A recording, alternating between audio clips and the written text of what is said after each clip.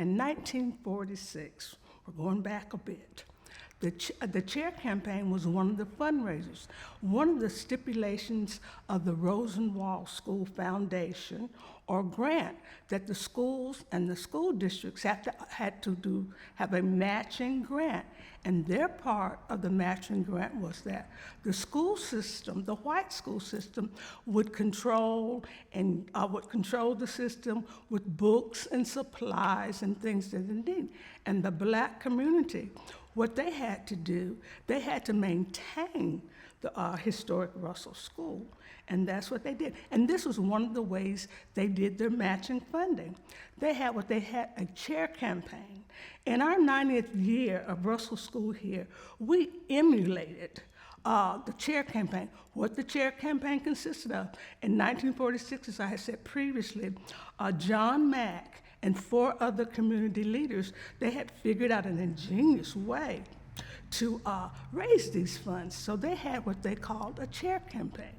And the chair campaign entailed of buying the chairs, the businesses or the individuals could buy a chair. And at that time, the economy was that. The chairs was $350. And as I mentioned also, when we brought this campaign back up, our chairs were $90 for individuals and $350 for corporations. And that was the beauty of it, that these people, being in an agricultural society, could think of such an idea that 90 years later would still be the campaign of raising funds. What happens, these chairs were bought by businesses and their names are placed on the back of these chairs. But now in our virtual society, due to COVID, we had to do virtual chairs. What a virtual chair is, the person would purchase a chair, we would place their name on our website, and then we'd also, here in the school, we have a plaque where we listed the people's names that purchased the chairs. This helped us also with our fundraising. But the people were so ingenious back in 1946 in order to get this school up and running and as it is today with their chair campaign.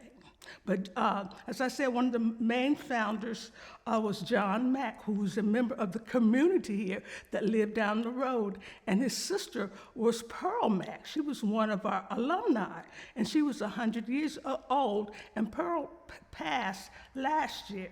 And so, but that's our chair campaign.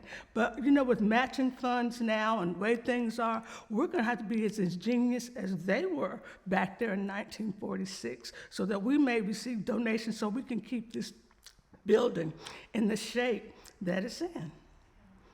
And it's so ironic, once I got on the board, I realized that my church actually donated a chair when they did their original donate a chair. So my church is on one of the donated, the name of my church, Mount Calvary Baptist Church, is on one of the chairs. So we actually participated in the Buy a Chair campaign years and years and years ago. Most of the people has died that would know most of the history. But like I said, in my time, we used it just for community building. And I remember when I was young, we used to have a signboard on the wall there when it was used as a community building. And they had names of the people in the community and the money that they paid. And the price of the money they paid was beside their name. And you got to remember that this was back in the days that people, when they donated, it was nickels, dimes, and quarters like this. And this is what kept it going.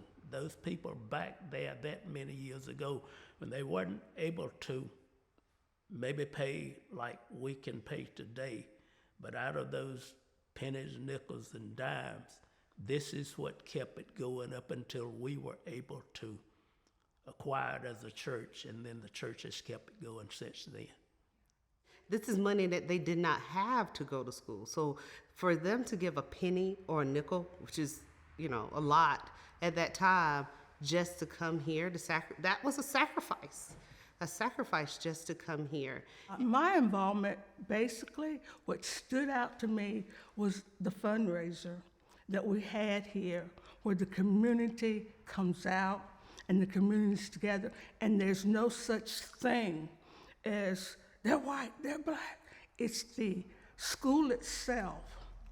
Doing our fundraisers, usually fish fries, chicken, but the people, when they get here, they commune with each other. Like that beautiful tree outside these mutant windows. They say, oh, is this real? And they can see the beauty, the spirit of education, learning, and love, and that someone hundreds of years ago had a forethought and had been touched to do this to help our universe be a better place. Just the gathering of the people in the community, and they still come.